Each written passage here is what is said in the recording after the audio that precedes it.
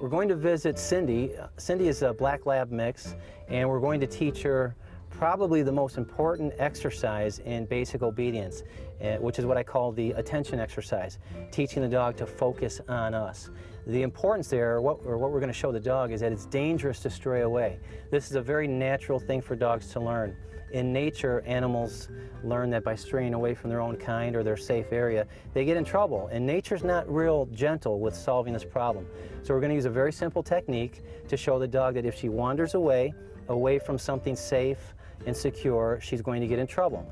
And any attempt she makes to come back, she's going to get praise. She's going to get something very good because of that. And the dog will learn that it's safe to stay near us so she won't pull on the leash or bolt through the door. Now, the other problem you have is with her pulling on the leash, right, or running through the door if somebody comes to the door. Right. Very, very dangerous because you know, dogs can get hit by cars. Oh, yeah. You can lose your dog very quickly right. if she runs away. So we're going to teach another technique as to how to stop the dog from getting away, to show her that it's dangerous to stray away and it's safe to follow you. Okay. Okay, Henry, this exercise is real simple. What we're going to do is we're going to kind of use something that's already in the dog, and that is to stay safe. Her instinct to stay safe and avoid danger. What we want to do is we want to try to convince her that if she gets out, it's dangerous for her. Because when she runs out of your house like that, she's only a few seconds away from getting hit by a car. Right. So what we want to teach her is that by going away from you, it's dangerous, and by staying near you, it's safe. Okay. So you can't explain to the dog that if she gets loose, she's going to get herself in trouble. So, right. So the only way they can learn is by example. So we're going to simulate her moving away from us with something bad. That's what we're going to do with the snap lead. So you see this loop here. What we're going to do is we're going to pull it real fast, and it's going to snap together, and that's going to startle her. It's going to make a noise that startles her. Now, we're only going to do that when she's at the end of the reach of the leash, like way out there. Okay. So right there, she would get the correction. Any attempt she makes to follow me or turn towards me, she's going to get a praise. I'm going to tell her good. Okay. And what we hope to do with this is, in a short time, and usually it only takes a few minutes, it could take longer, but we want the dog to follow us everywhere we go. Now, I don't care where she walks, right side, left side, doesn't matter, as long as she's within the reach of the leash. And this we call our attention exercise. Okay. So why don't you stand back a little bit? I'm going to do the exercise, and then you can do it, and then Zach, maybe you can do it as well. So pay attention. All right, so you see how she's really not paying attention to me. She's looking all over the place. What I'm going to do is I'm going to start the training, watch the correction. No, and then good girl, good. Good. You see, it startled her a little bit. And as soon as she looked at me, she heard something good. I told her good, and I praised her. Now I'm going to walk away from her, and I'm going to do the same thing.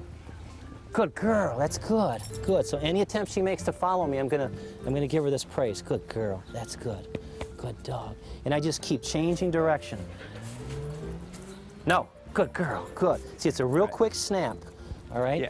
That's good. So you don't want to hold the leash tight. Part of the problem you're having is you're doing what most people do. They hold the leash tight. When the dog pulls, you pull back. Right. And it actually causes more stress in the dog. So you leave it loose. You don't want that loop to disappear. Okay? When it disappears, you're holding it too tight. Okay. So leave it loose like that, and then, no. Good girl. That's good. Good. Good dog. Every attempt she makes to follow me, I want to praise her for that. All right?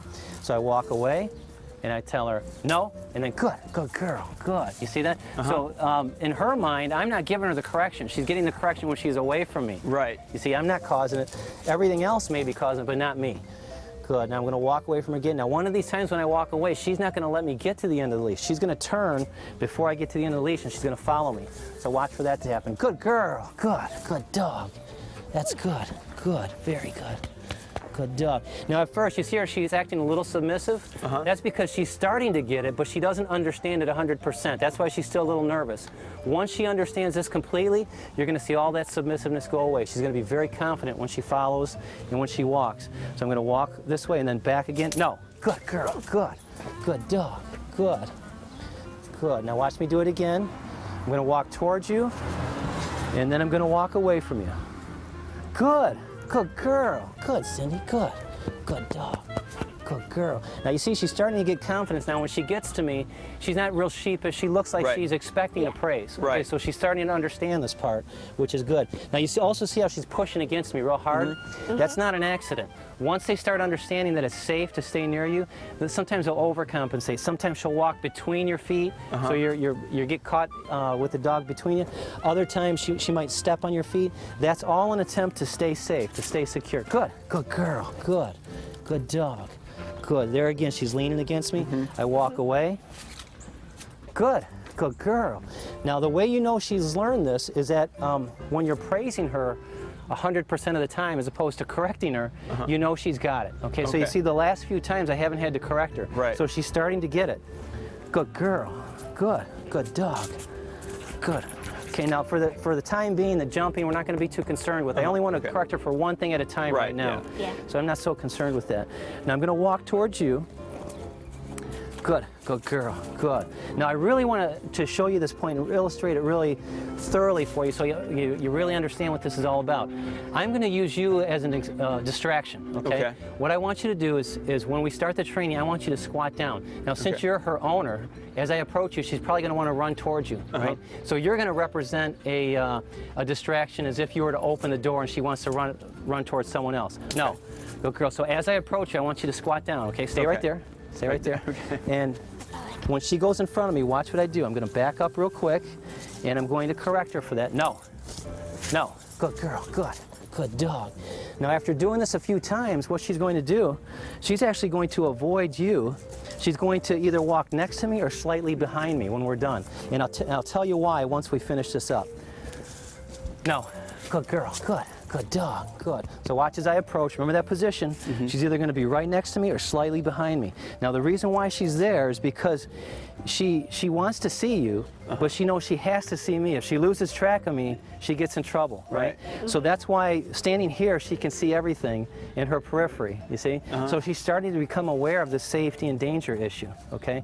See, you're probably the most distracting thing we could find is her owner. So you shouldn't have any more difficult time than I'm having right now, because she wants to come to you. But she's starting to learn that if she loses track of me, she gets in trouble. Good girl. Good. Good dog. Good girl.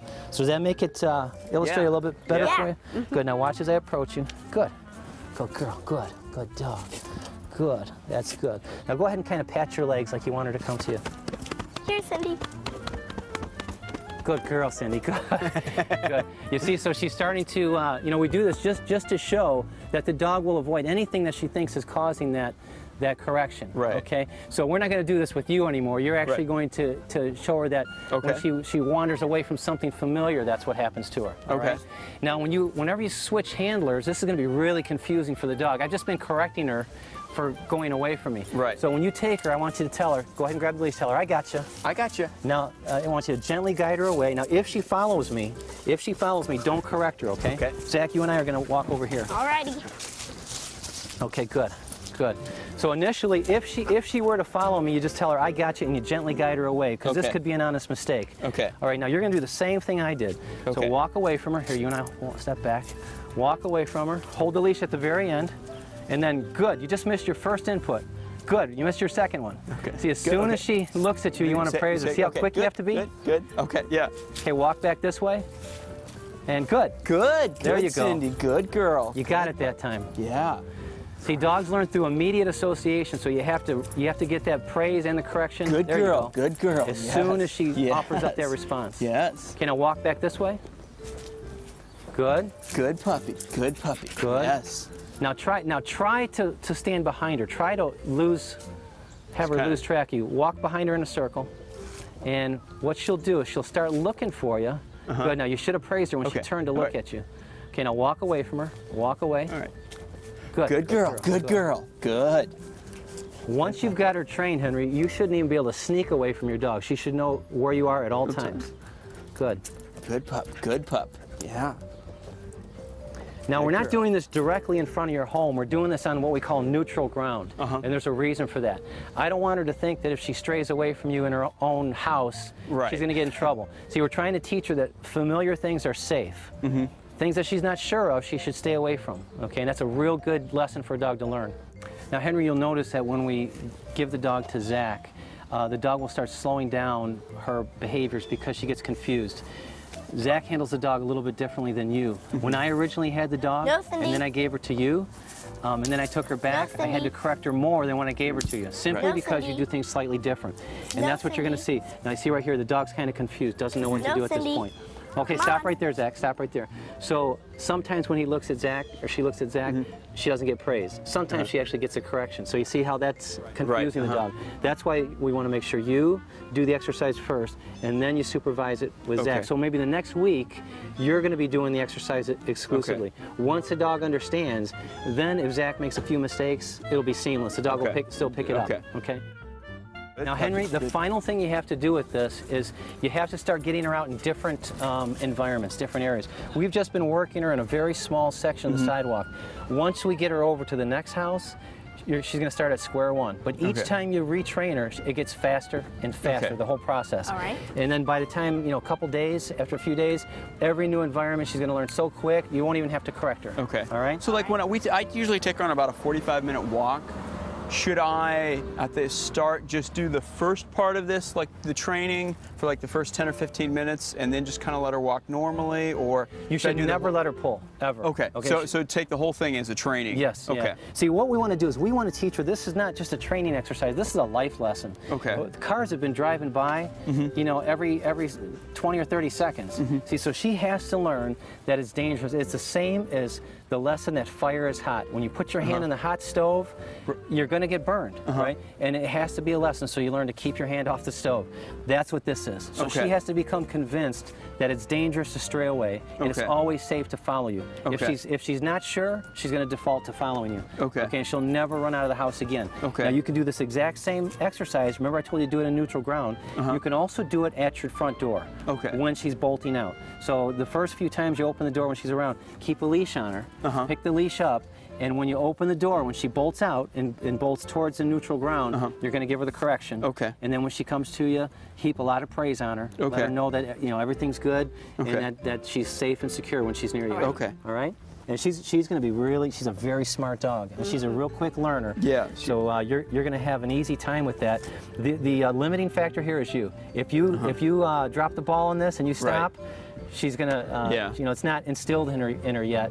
But if you keep working with her every day for several weeks, she'll do this forever. For the rest of her life, she will always stay responsible to you and to the home. All right? All right, great. Ready? Thank you. Hey, Zach. You gonna work on your dog? Oh, yeah. You gonna let your dad keep an eye on you and supervise you? Uh-huh. Okay, excellent.